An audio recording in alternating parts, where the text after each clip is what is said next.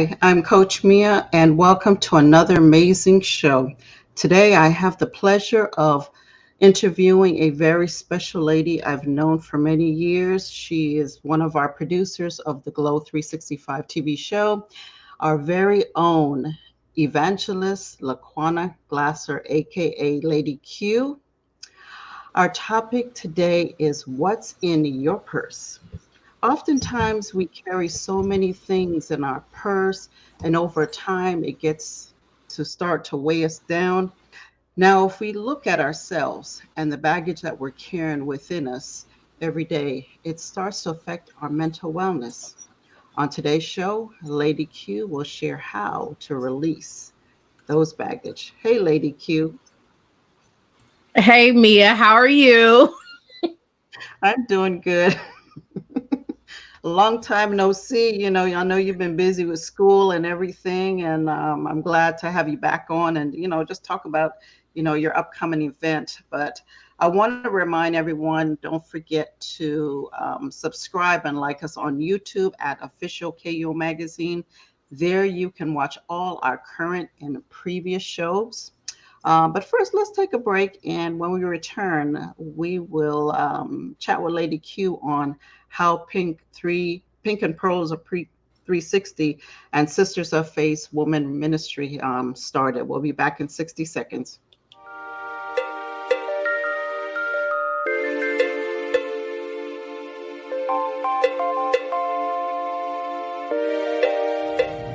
It's your girl, Lady Q.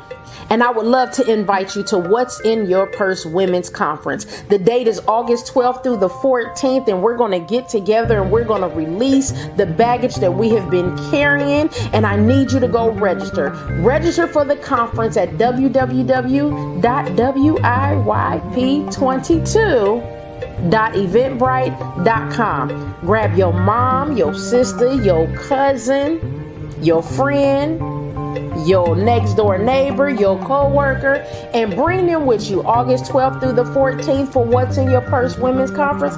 And I cannot wait to see you there.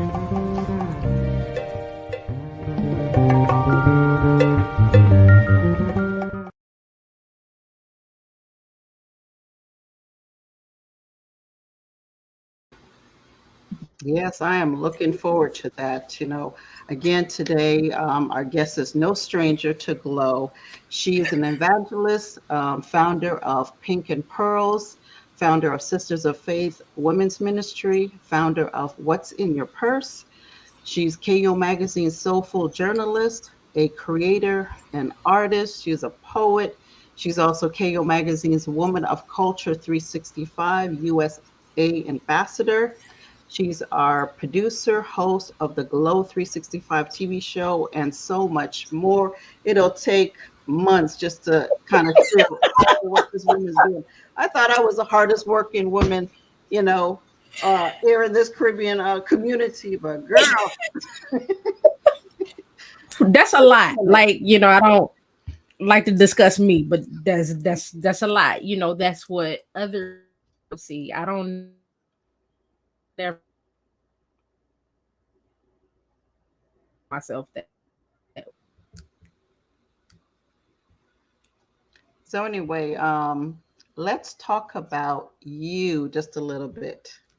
For those that don't know who Lady Q is, what three words would describe you and why? Wow.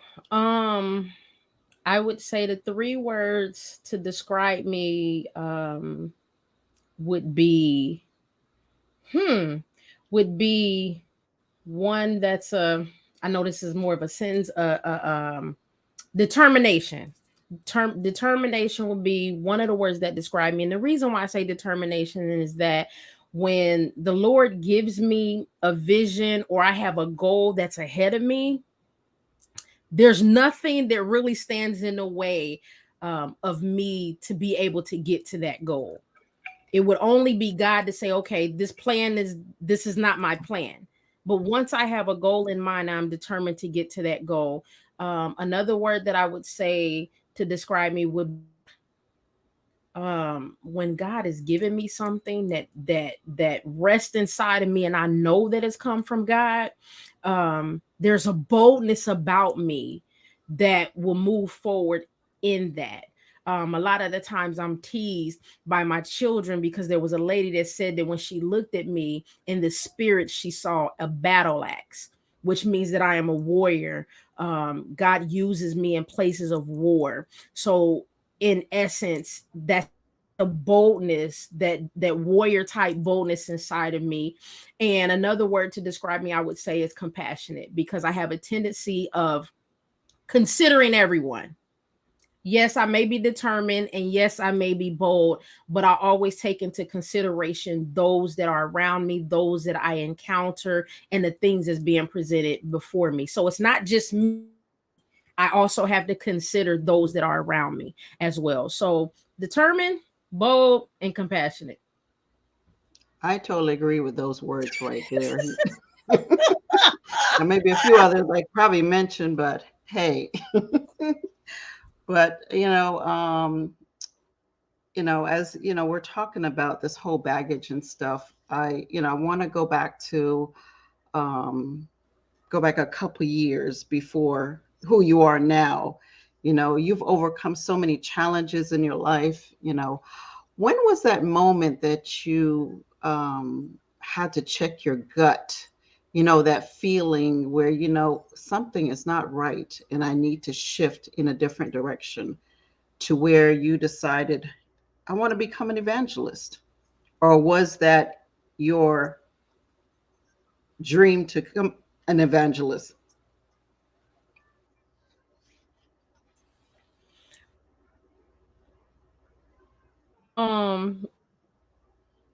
It definitely was not my dream to become an evangelist.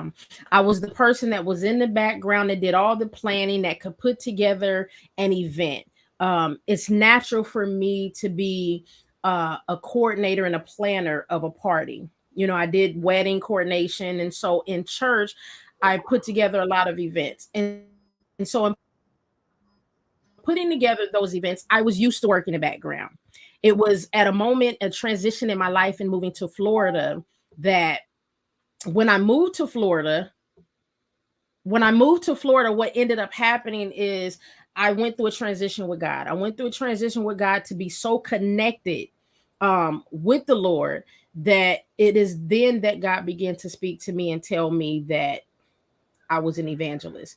And so, with that being said, I became an evangelist, but again, it was not anything that I, in essence, wanted to do. I was running. I ran from God for a long time. I ran from what God would have wanted me to do. I ran when I heard his voice, because I felt like there's no way, Lord, that you would have me up front being an evangelist. I'm used to being in the background. And so, even though God spoke to me, it took me to go through certain things in life. And then my pastor confirming that God has called me into evangelism. And so when the pastor called and said, "Look, this is the call that's placed on your life," it was a confirmation for me that caused me to move forward. And so, with that being said, that's how I stepped into evangelism. So, no, it wasn't anything I wanted to do, but God. So when God answered and pastor confirmed it, I said, "Okay, I'll do it."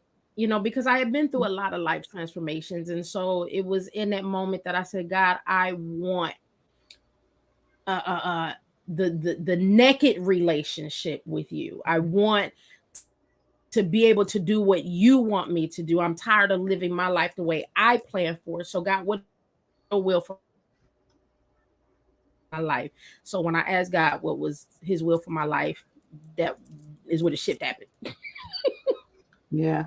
I mean, I definitely agree. Sometimes we have to pay attention to him, because truly believe that our destiny is already planned. Sometimes we see the signs and the Right. direction that we need to go, and then there's sometimes we like slide off to the left, and it's like, he tries to pull you right back. Like, come on, I'm trying to tell you. So I Right. definitely understand that from, after surviving, breast cancer, and, this is my path. I felt that I was supposed to be on. This is what I'm supposed to be doing.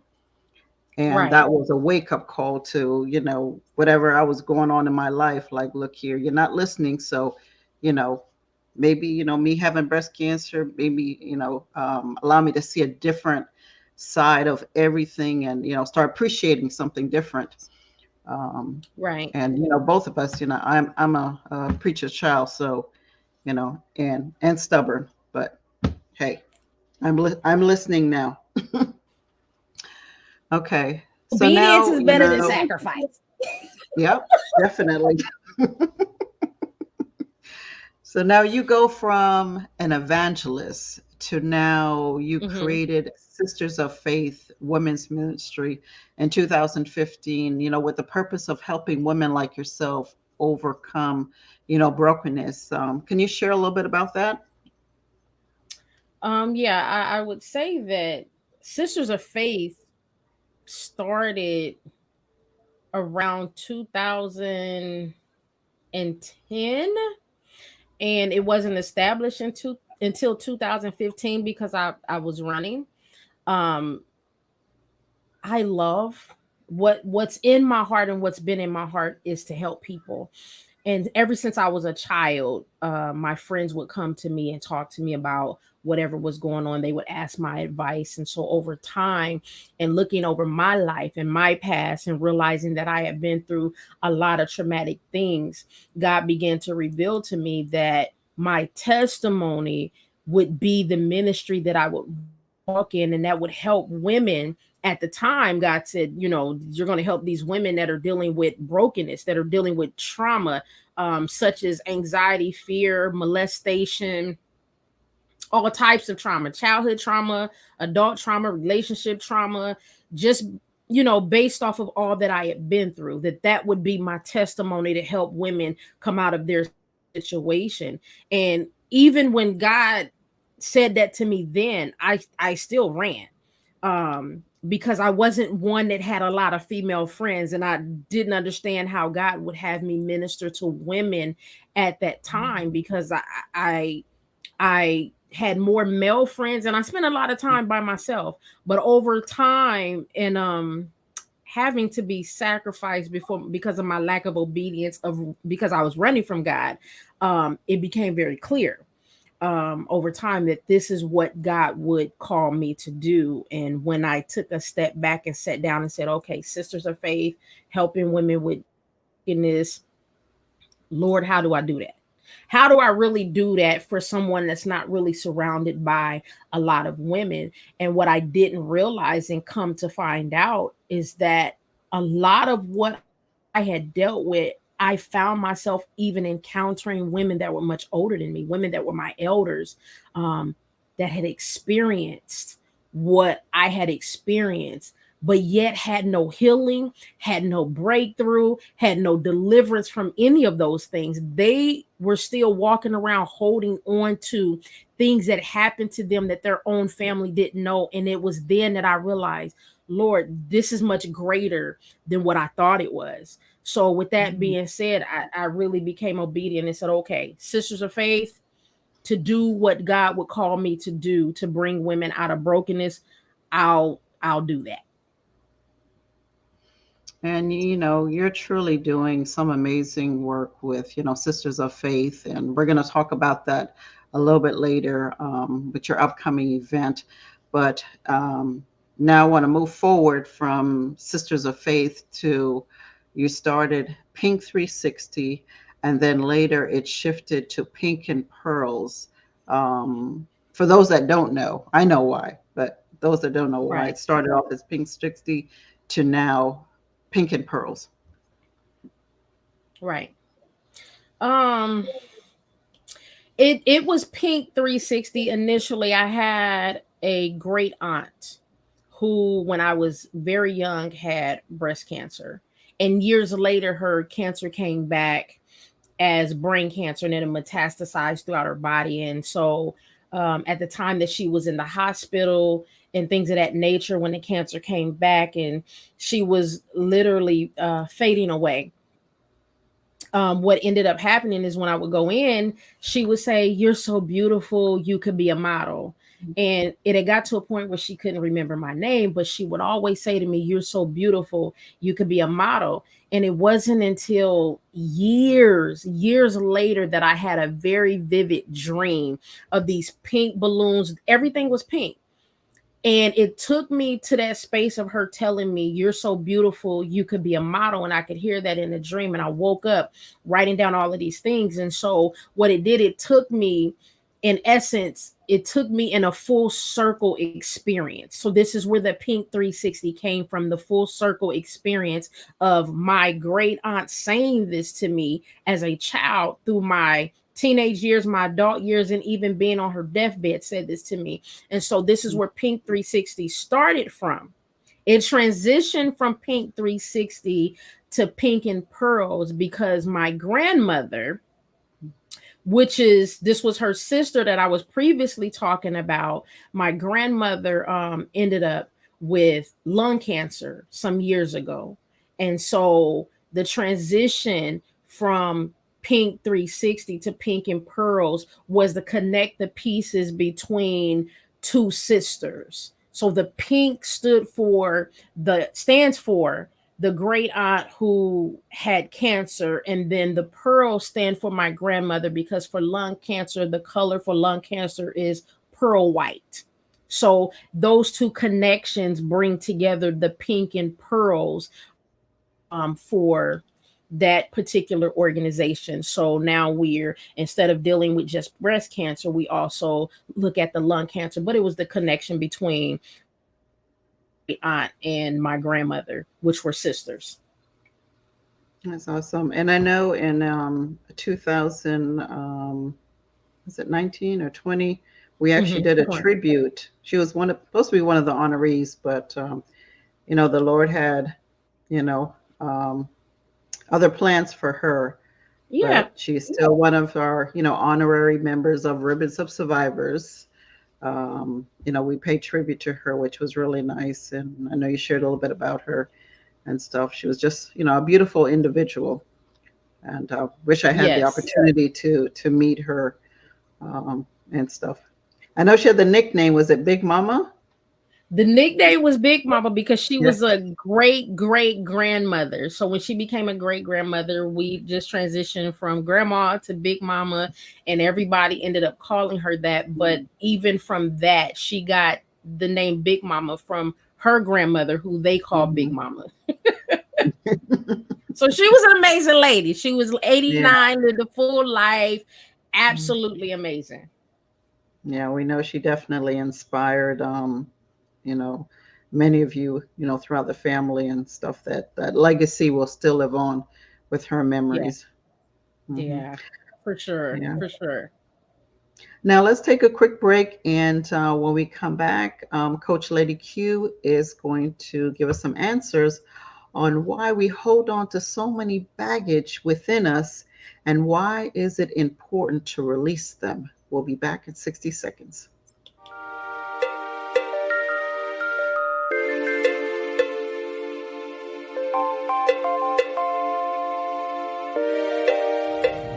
It's your girl, Lady Q, and I would love to invite you to What's in Your Purse Women's Conference. The date is August 12th through the 14th, and we're going to get together and we're going to release the baggage that we have been carrying, and I need you to go register. Register for the conference at www.eventbrite.com. Grab your mom, your sister, your cousin, your friend, your next door neighbor, your co-worker, and bring them with you August 12th through the 14th for What's in Your Purse Women's Conference.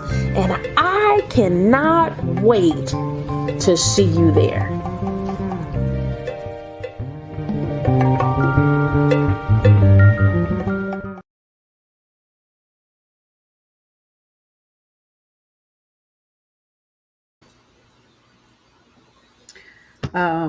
So, coming up this Friday is the second annual What's in Your Purse event from Friday, August the 12th through the 14th.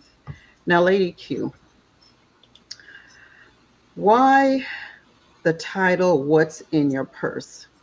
And I say this because I was sharing, with a friend of mine about the event, and, she responded, like, okay, why does she need to know what's in my purse? Or is she going to be looking in my purse to see what's in there? And I was like, no, no, no. It's a metaphor for something bigger than what's in our purse. So for those that, watching all this and you see all the bags and everything, please explain the title, why you came up with the title and the purpose behind it. What's in your purse is actually a rhetorical question. So a few years ago, I was really going through some heavy things. And so I was in the kitchen cooking and I hear the voice of God say, "What's in your purse?" And I'm looking around like, "Okay, Lord, what do you mean what's in my purse?" And he says, "What are you carrying? What is the baggage that you've been carrying that's holding you down?" And it took me to Genesis, where God spoke to Adam and Eve after um, they sinned, and they recognized that they were naked and they were hiding from God. And God asked the question, "Where are you?" Now, God, being an omniscient and omnipresent God, knew where Adam and Eve was. So the question wasn't for him. They didn't have to say, "Hey, God, here I am." What God was saying is, "Where are you? Do you know where you are in your people? What is the baggage that you are carrying? Do you know the baggage that is inside of you and the baggage that you're carrying?" Oftentimes, we have baggage inside of us and we don't realize the depth or the magnitude. And so I also use in a lot of the videos that I've done where I talk about our spouses and children and friends and people giving us things that we put inside our purse. And then when we go to clean that purse out, like, we dig deep down inside, and sometimes we pull out a receipt and we're trying to figure out, like, wait a minute, where did this receipt come from? How long has this been there? And a lot of times that receipt is worn off and we don't know all the details of the receipt. And then we catch a glimpse of that receipt, right? And when we catch a glimpse of that receipt, we realize, well, wait a minute. And it take us back to a time, a place, a moment. Oftentimes that's like the baggage that we carry. We carry all of this baggage within us. That baggage get heavy just like a purse gets heavy when we carry it so long with so much stuff weighed inside of it. And so, with that being said, do we know the baggage that we're carrying? Are we willing to dig deep?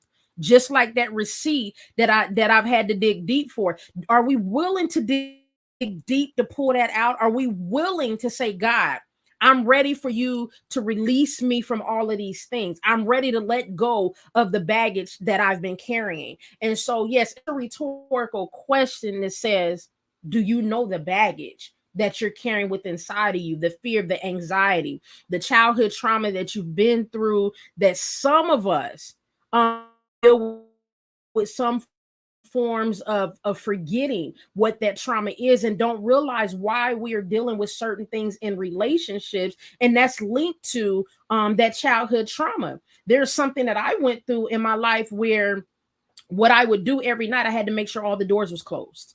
Every door, closet, bathroom door had to be closed, but it was linked to childhood trauma and I didn't know that. So learning that that was linked to the childhood trauma, it released me. Like, I could not go to sleep if the door was closed. If somebody opened up a door, it would wake me up.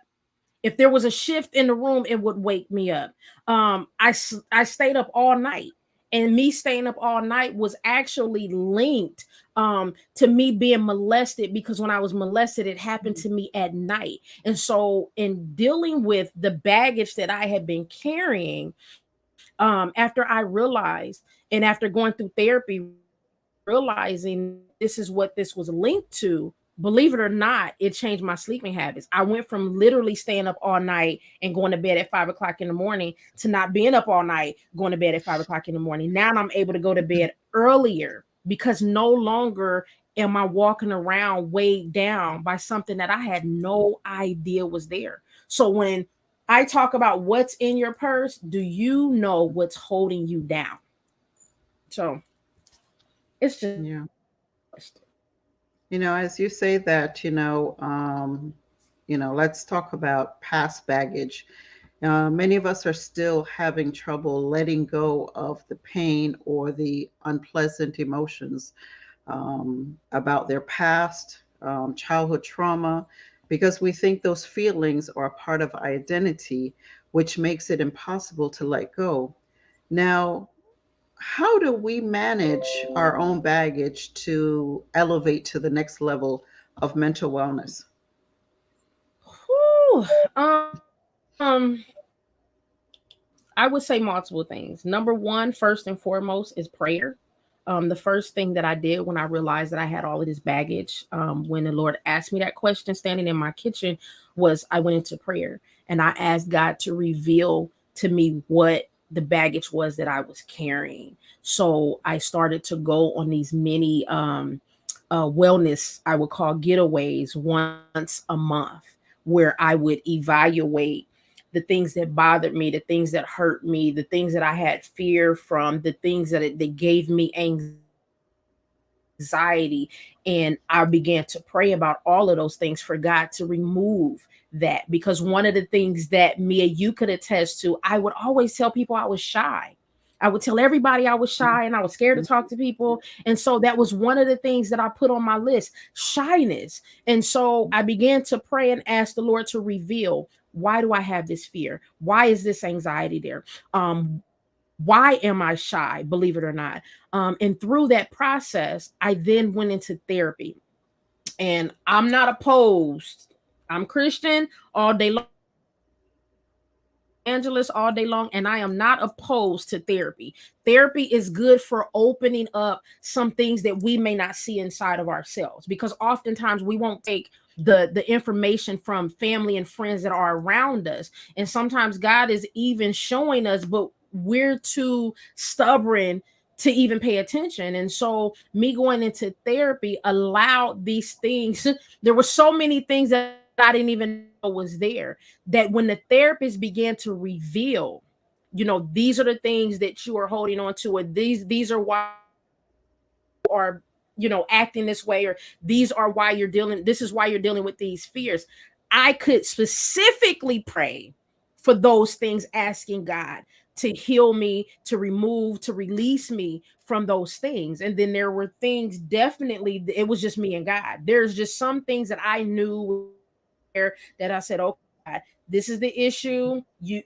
I knew why it was there. And Lord, I need you to just release me from it. So most importantly was prayer and studying my word, looking at how God sees me and not how people see me and what people have had to say about me. Because also judgment is a big thing when it comes to baggage, or what we assume people are saying about us.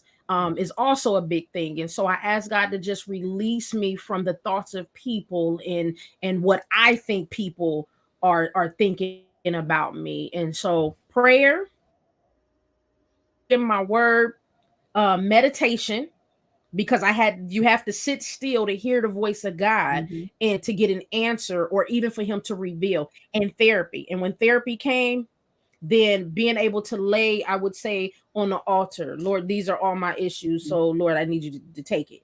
And that's just real. And in that process, in those monthly wellness getaways, it allowed me to process all of this baggage to be able to let it go.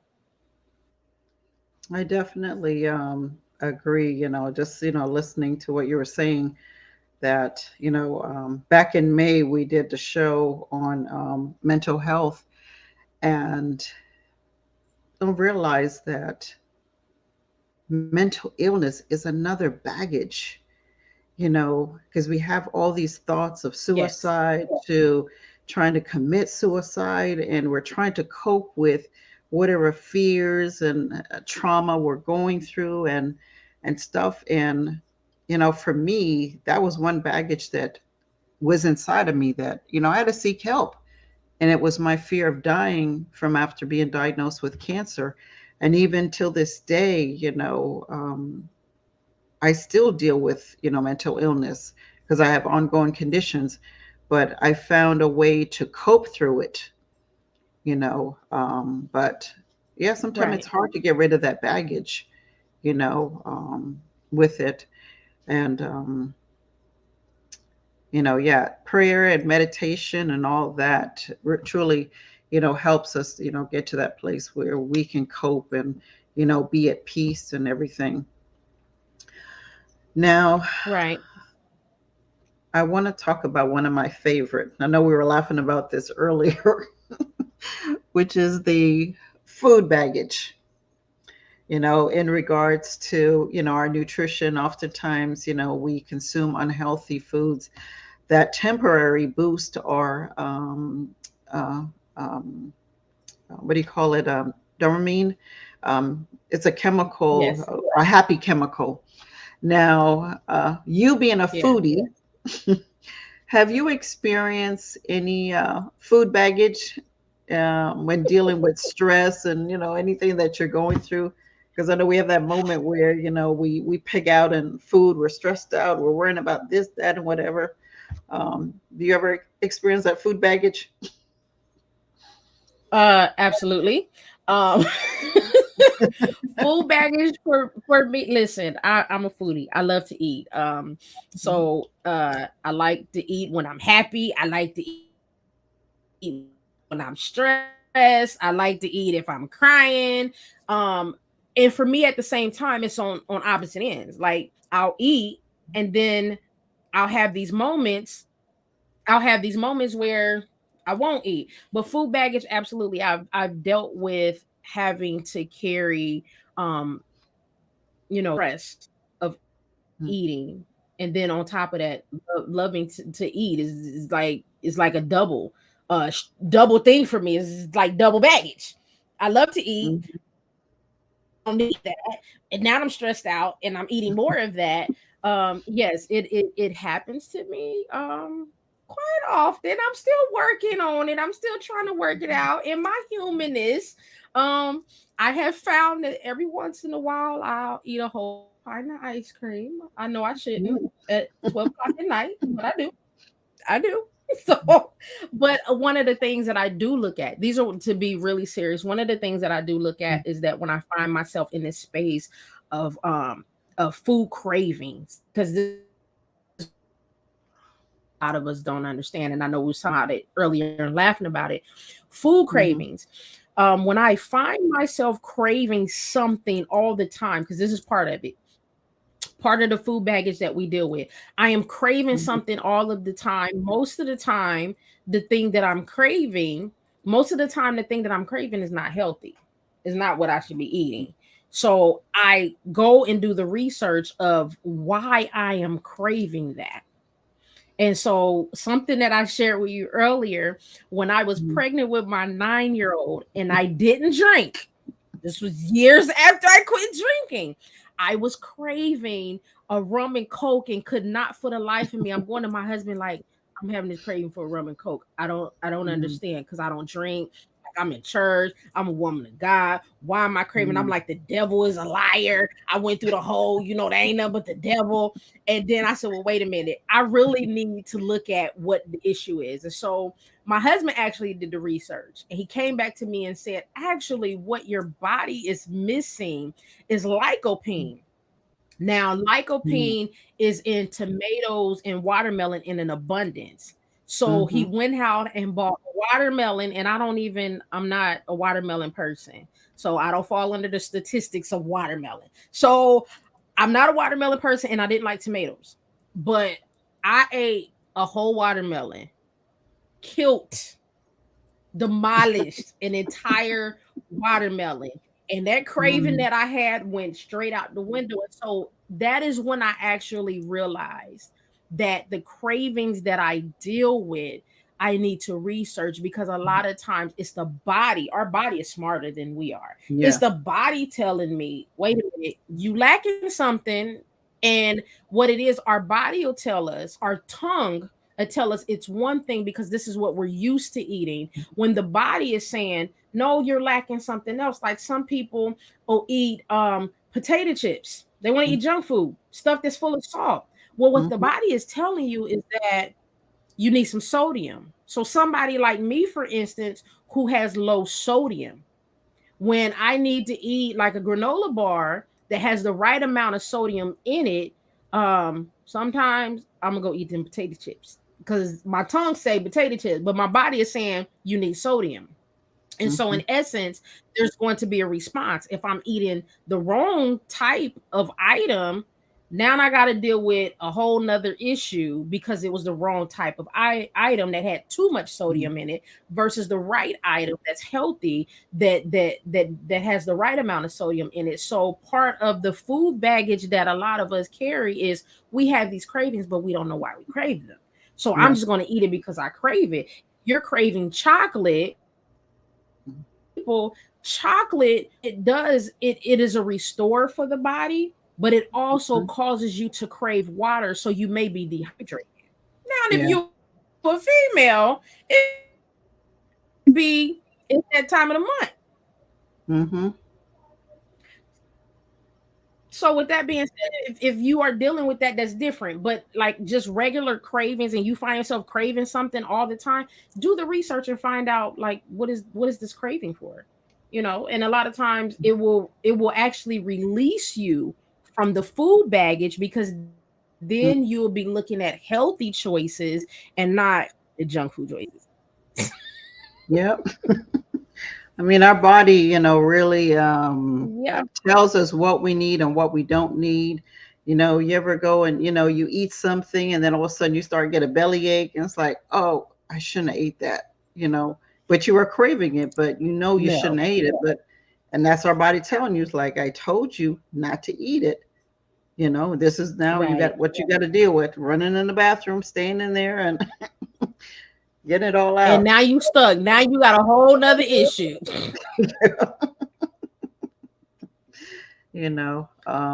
So we talked about, the food baggage. Now, this is a big Hmm. one, the judgment Okay. baggage. Would you say this is one of the biggest one? And also, is there any other baggage we haven't touched on? I would say the judgment slash fear of judgment baggage because they go hand in hand.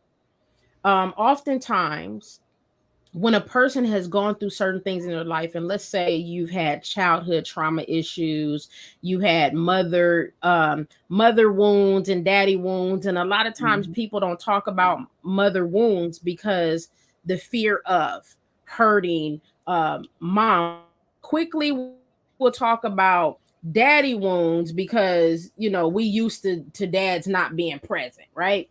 So what ends up happening to people is they're scared of what someone is going to think of them. They're scared that if they tell their story, their testimony, understand it is your testimony that releases you. And the enemy would have you to think that no, don't open up your mouth because if you open up your mouth, this person is going to look at you Mhm. this way, this person is going to treat you that way. And so then fear sets in because Mhm. that's really where it's coming from, fear of being judged and the assumption of what people are going to say. What if your testimony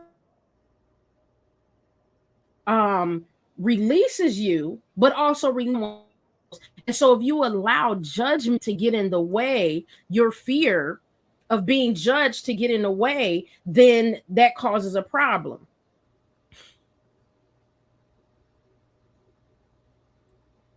Yeah, it definitely is. And I think a lot of us they Jesus. struggle with that judgment that we can't let it go, because we're worrying about what people are thinking, how they're looking at you, and rather than just move on, who cares?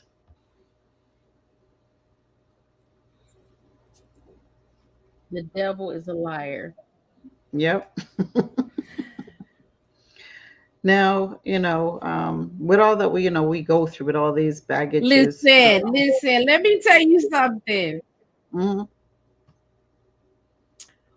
Um, Listen, let me tell you something. And I know this is not in the what's the name. Let me say this. The enemy is so mad. Is so mad at what God has placed in me to bring forward. This is the first time that I have been on the show and I have so many issues with interruption. I have never had an issue. And so this is another reason why I know that what God has placed in me needs to go forward. There are so many people out there that is dealing with so much trauma, so much baggage.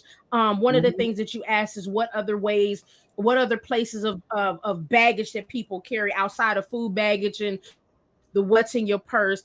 People are dealing with childhood trauma issues, mhm, relationship issues, father wounds I mentioned earlier, mother mhm. wounds I mentioned earlier. And mother wounds is actually a big one. And the reason why I say it's a big one because it's the one that a lot of us don't talk about. And it's not again, this right here is not to tear down a mother or a father. This is the experience of the person and what they experience, because where that mother or their father was then doesn't mean that's where they are now. But even though that parent is not there now, this is the one of the biggest areas that people have an issue with: the fear of judgment. Another areas of baggage is anxiety, depression, Mhm, post-traumatic stress disorder. mhm. For instance, if you've been in the military, I am a veteran. So being a veteran and a first responder in 9/11, that's baggage, because having to remember what happened during that time and the people that I encountered during that time is another form of baggage. We already Mhm. mentioned the food baggage, and the list can go on and on because Yeah. everybody's baggage is not the same, but we Mhm. all deal with some form of baggage and some that God listen, my child, it's time for you to be released from that baggage. Let me take care of it, because we're not supposed to carry it. We're supposed to Yeah. give it to God. Mhm. Do you ever think that sometimes we need to just stop and take inventory of some of the baggages that we're carrying within? Because I know we get so consumed with our daily routine and taking care of this person and that person and work thing that one point we crash, get overloaded, just to let go a little at a time. It's like, okay, I got all this baggage here sitting here, you know, let me take a little bit load off until you don't have none. But I don't think we take the time to do that. We have to do that self No, inventory every now and then. I do believe in the self inventory. Again, when I spoke about leaving and taking wellness days once a month, Mhm, I took what most would call a wellness day, and it was really what I would do once a month for 2 days on the weekend. Preferably I would leave and I would go be by myself, just me and God, and I would mhm, inventory my entire life for that month. I God gave me a process that I do that I call sticky planning. And it was part of my process to inventory. This is what's going on. What goals have I worked towards? Where have I been successful? What's there now? And that was monthly, but even daily, I would do journaling. I would wake up every morning, and I've gotten away from this, um, but I would wake up every morning and I would write whatever was on my mind for the first 15 minutes. I would just, it's all like data dumping everything out. This way that I could start my day with clarity. A lot of times we wake mhm, up with all of these thoughts on our mind. I got to do this. mhm, I have to do that. I need to do this. I need to do that. So those first 15 minutes, and there was mornings where I was writing for 30 minutes or longer, where I would write everything. Nothing wasn't necessarily in order. It was every thought that came to my head within that 15-minute period. period, that I would begin to write. And whether it was I had laundry to do, I had somewhere to go that day, it didn't matter. Mhm. Whatever the thought was, I wrote it down. When I got finished writing and closed my journal, I had clarity for the Yeah. day. It allowed me to even be in a better mental space, a better emotional space, that I was Mhm. able, not going through the day saying, okay, I need to do this. Did I do that? I need to do this. I'm not sure if I did that. Did I take care of this? Did Mhm. my husband have this? Did the kids have that? Did I make that phone call I was supposed to make? I had already wrote everything down and got it already out of my head. So now my day was clear. That at the end of the night, I would look back and say, okay, what was I able to accomplish and what do I need to work on to be better? And that was a daily mental process that I've done, that it Mhm. became second nature, that when I woke up, now it's I go through all the things, and then I have clarity by sitting still Mhm. long enough saying, okay, these are all the things mentally. Now I have clarity. Now I can function throughout my day. And at the end of the night, I'm resting saying, okay, what is it that I didn't do? What could I have done better? Even how could I have engaged my children or my family better than I did today? So tomorrow, let's work on that. Even for myself, were there things that I needed to do for me that maybe I didn't engage me fully? That Yeah. when I pray at the end of the night, I take all of that I didn't did Mhm. inventory on, and I give it to God and I pray about it and I ask the Lord, help me in these areas.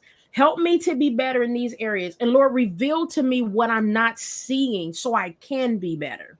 So at the end of the night, that's my self-reflection, my self-inventory. That once I go through the inventory, okay, God, I'm praying, I'm asking for help. I Mhm. need you to help me. I'm gonna trust you for it, and what I already know I need to do, Lord, just give me the strength to be able to do it.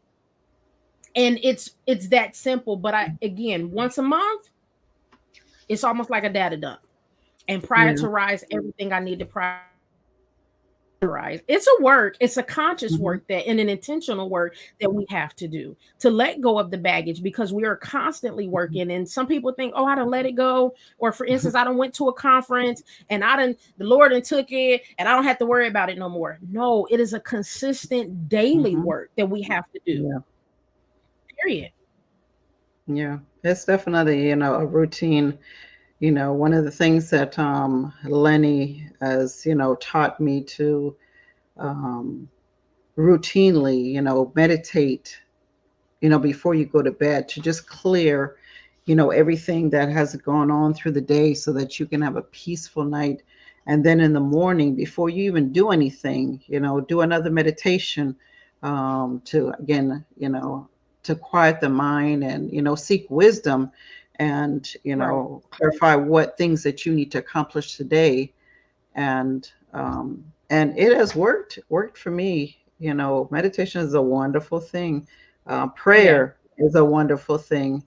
um, we need that every now and then. Just have to pause sometimes and just say, hey, let me just take a moment for silence to regroup. Right. Well, I mean, we need to pray truly daily, pray daily, and meditate daily. In this life, we can do nothing without God. Without God, we can't do anything, and it's because of God that we are here. So daily for me is prayer and meditating, praying and said, okay, God, these are all the things. These are who I need to pray for. At the end of the day, Lord, show me what I'm supposed to do. And then here comes the meditation, bringing me clarity. Also, at the same Mhm. time, meditating on the goodness of God, where God has already Yeah. revealed things and doors that He's even closed. Sometimes we need to learn to be grateful that God closed that door because He was prepared. He was protecting us from something that we didn't know that was before us. So being able to sit still and know that He is God is important in that process. Yeah. Well, let's take a quick break. And when we return, Lady Q will share some more self care tips. And also, is prayer part of self care? We'll be back in 60 seconds.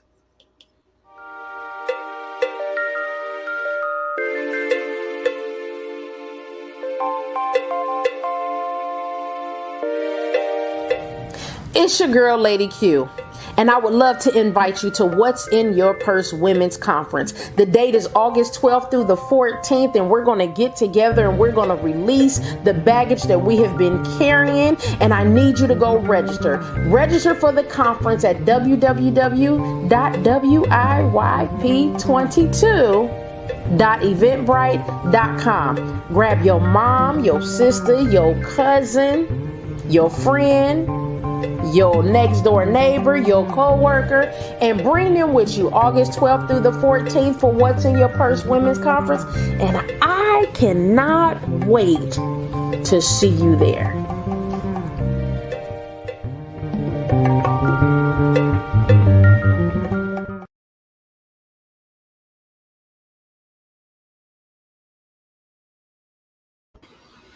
Welcome back. We were just talking with Coach Lady Q about releasing the baggage, that we carry around day to day, and how to release it and let it go. Now, we're talking about self care. Now, you mentioned some of the things that you do for self care, but when we talk about Mm-hmm. prayer, do you think prayer is a part of self care? Um, I don't really. Everybody may not agree with me here. It just all depends on each person's belief system or for them. But for me personally, I don't see it as self care, and this is why I don't see it as self care. When I pray, I'm asking God what's His will for my life.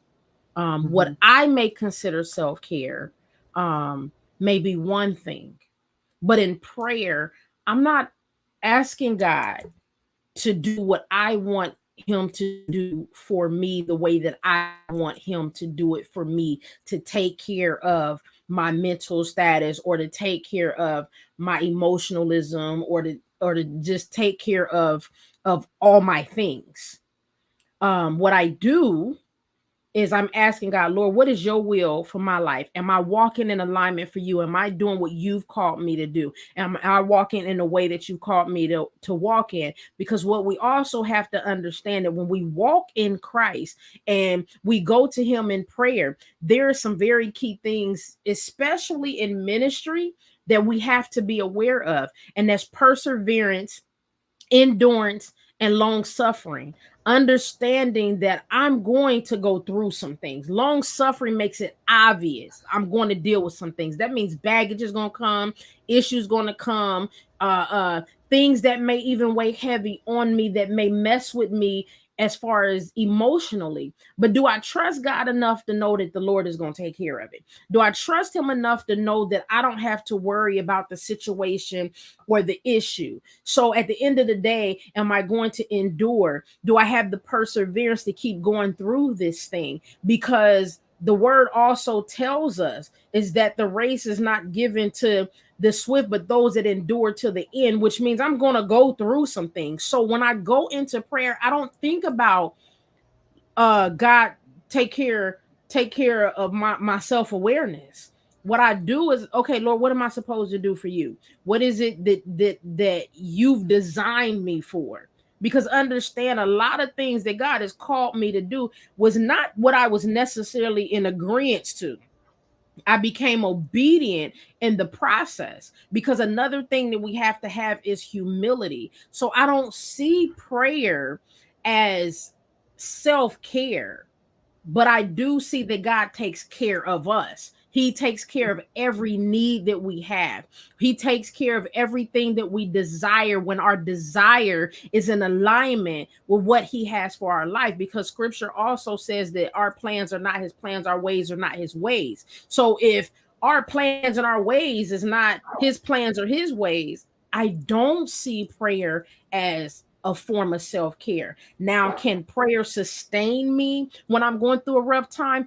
Absolutely, because it's not me. It is God that's sustaining me. It's God that's carrying me. It's God that's protecting me. It's God that's removing certain things that need to be removed and uprooting certain things that need to be uprooted. It is God that is delivering me out of this situation. So I don't see it as self care. I just see it as trusting God and what He's going to do for my life.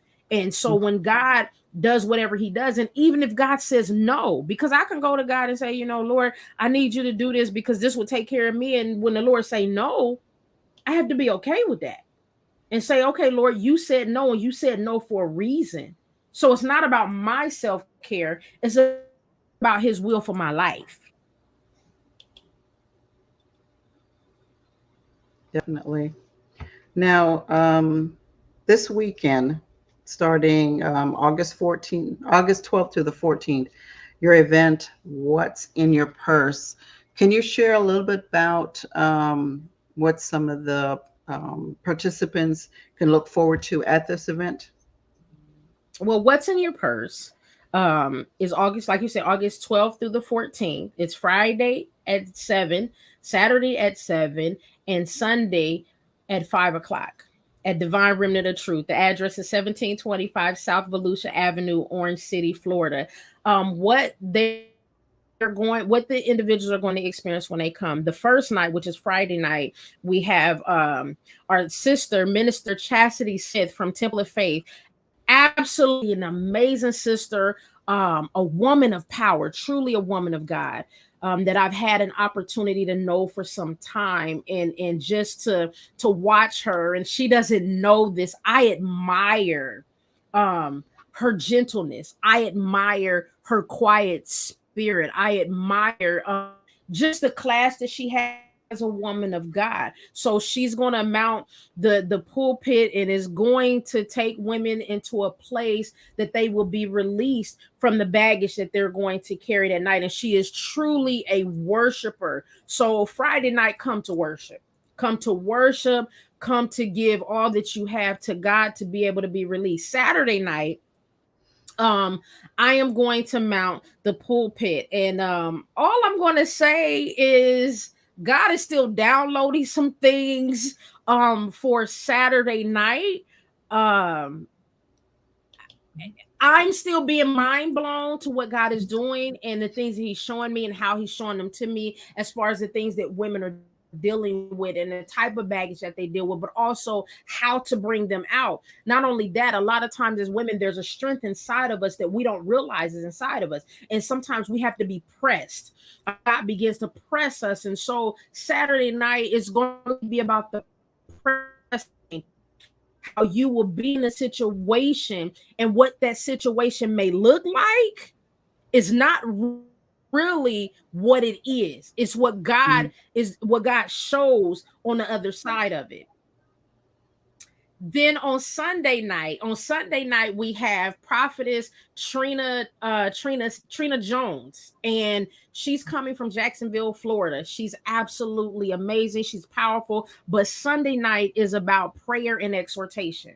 This is really about engaging the women that's going to be there. That it's time Sunday night for the women to even tap into God themselves. If men is there, because I'm gonna tell you, I'm not opposed to men coming to the conference, because there's men that carry baggage too. So even for the men that show up Sunday night, it's about prayer and exhortation. Come in, and not just for somebody to stand over you and pray over you. Come in to pray yourself. Come in to be able to pray your own heart out.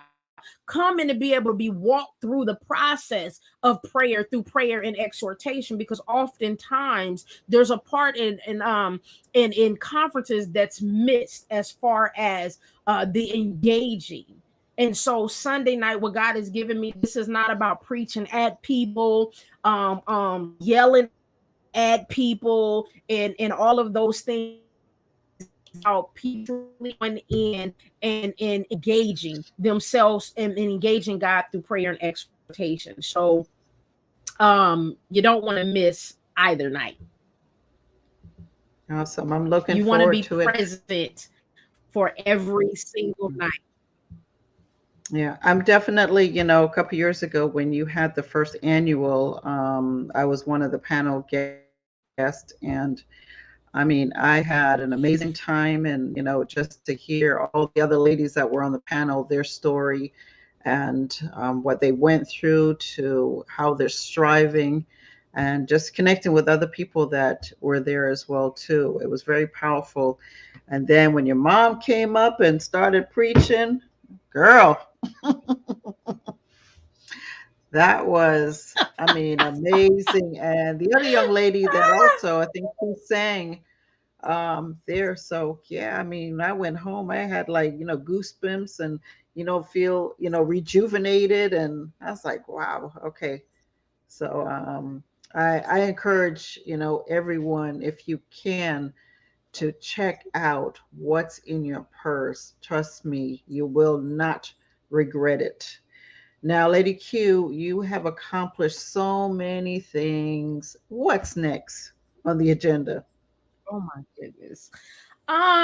What God has laid on my heart is there's a workshop in the works, and I don't want to give too much information, but there's a workshop in the works because again, I also said that I do believe therapy is good for the men and women of God because of the things that we go through. And so the Lord has given me workshop, and I am working with some Christian based therapists that we're getting ready to join together to bring this workshop forward, along with certain people that have some really great tools, life coaches that have some really great tools, and will definitely. It's not just therapy because the people are going to engage for themselves. This is not just somebody standing in front of you talking. This is you coming in that's willing to do your work. You got to be willing to do your work. And God is going to meet us there from beginning to end. So I encourage you that if you got baggage, you know somebody that got baggage, you know somebody that's going through some things, they keep going through the same cycle of things, and you have tried to help them, and other people have tried to help them, but they just keep going through the same cycle. Bring them, come with them, because not only that, it's in essence a preventative. So Hmm. there's tools that'll be shown to us that we can use, that'll be preventative tools, that when we go through life, certain life situations, that okay, well, I done went through this workshop, I have these tools, I know how to work this thing, I know how to do my work. Because what we fail to realize, yes, I believe in God wholeheartedly, no, God can take care of it all, but there's a work that we have to do. We have to do our own work. And so when we begin to do our own work, God will take care of the things in the spirit. So they both go hand in hand, because the word also says faith without works is dead. Okay, I have the faith. If I was a diabetic, or if I was borderline diabetic, and I said, okay, I need you to pray for me because the doctor said I'm borderline diabetic, well, what is the work that I got to do? I need to I need to eat differently. I can't be eating all the stuff I was eating. So I'm asking you to pray, but I also have a work to do. If I went to the doctor and the doctor said, okay, well, you gotta lose 20 pounds, or you gonna be considered obese, high blood pressure, all the things. And so now the work that I have to do is eating right. I can't eat what I want to eat. I have to lower the stress in my life, and I have to do the work out in order to lose weight. So we can't be so focused on, I'm just gonna pray about it, because praying about it don't take it away. There's a work that I have to do. So the same that goes for the physical body is the same thing we got to do for the mental body. We have to do the work for our mind to have the clarity, so that we are in a place where we can be fully engaged in what God would have us to do, because there's too many people out there that's functioning in ministry and they're depleted. So what God is showing me, there's so many in ministry that's depleted, that okay, I'm giving this workshop so that you don't have to be depleted trying to encourage people, and you yourself is discouraged. There's a lot of people that won't admit that. There's a lot of pastors and ministers and evangelists and just men and women of God. You're trying to encourage somebody else, but you sitting at home discouraged. You telling people not to be depressed, but you sitting at home in depression. You sitting at home in anxiety. You sitting at home eating away your sorrows. And that's just the reality of what happens to a lot of people that's doing the work of God. So we have to be in a place where we have the clarity to do the work of God. So it's time for us to do the mental work. And know that in this workshop, God is going to meet us there from the beginning all the way to the end. So that's one of the big things that the Lord has placed on me, as far as what's next. Awesome. Now we come to the end of our show, but before we go, Lady Q, can you share a few words of wisdom or advice to those who are holding on to baggage and why it's so important to not only attend this event, but to release that baggage from within? Mm. Um, this is what I'll say. It's important to come to the conference, um, so that you're not doing it alone.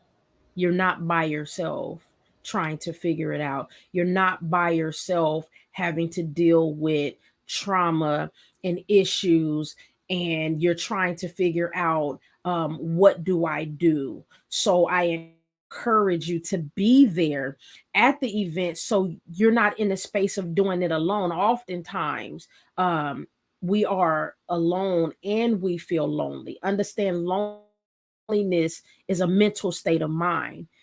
So with that being said, know that God is always, the advice is God is always with you no matter what you're going through. No matter how ugly it gets, no matter how bad it gets, you may feel like you're going through fire, but understand what fire means. Fire means that God is purifying you. You also may feel like, you're surrounded with water and you're being drowned. Understand that water is a cleansing process. Another form of advice, you may feel like that you have a desert experience, but understand that there's growth even in the desert.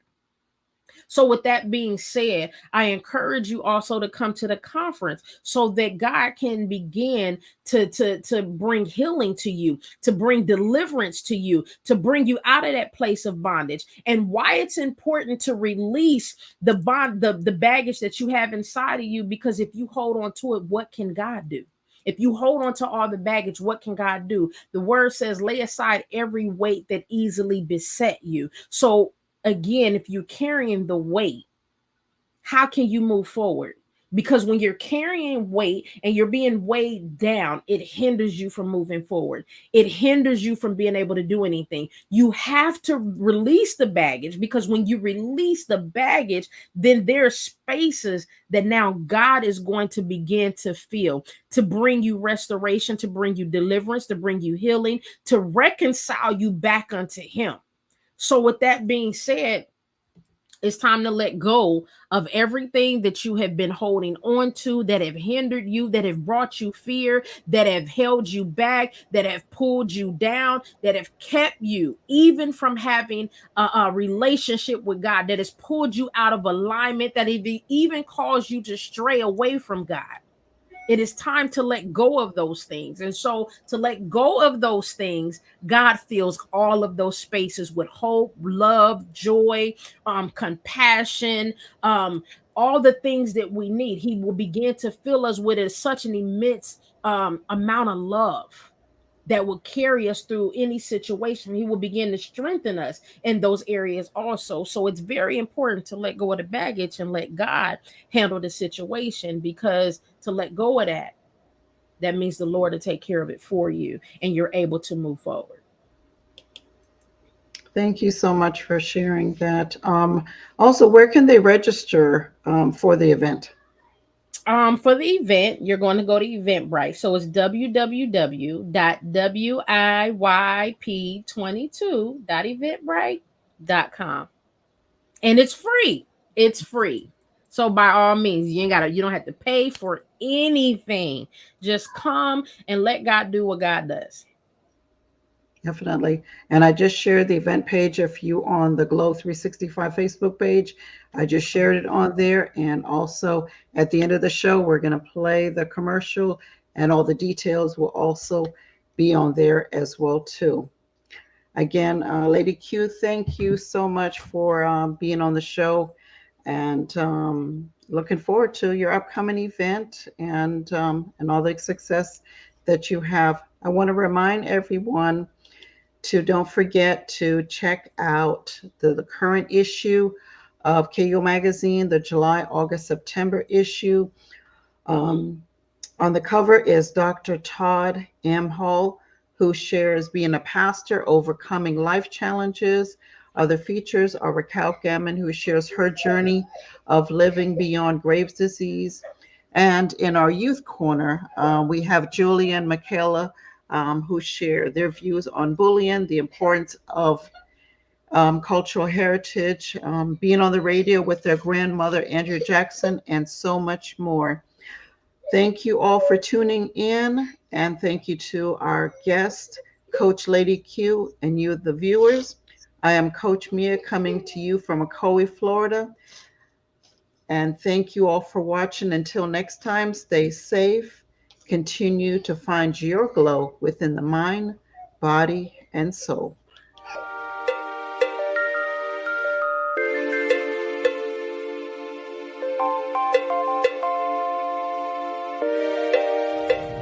It's your girl, Lady Q, and I would love to invite you to What's in Your Purse Women's Conference. The date is August 12th through the 14th, and we're going to get together and we're going to release the baggage that we have been carrying, and I need you to go register.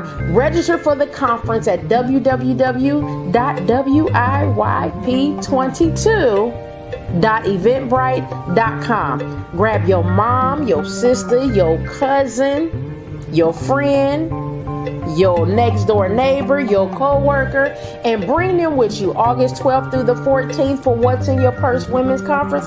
And I cannot wait to see you there.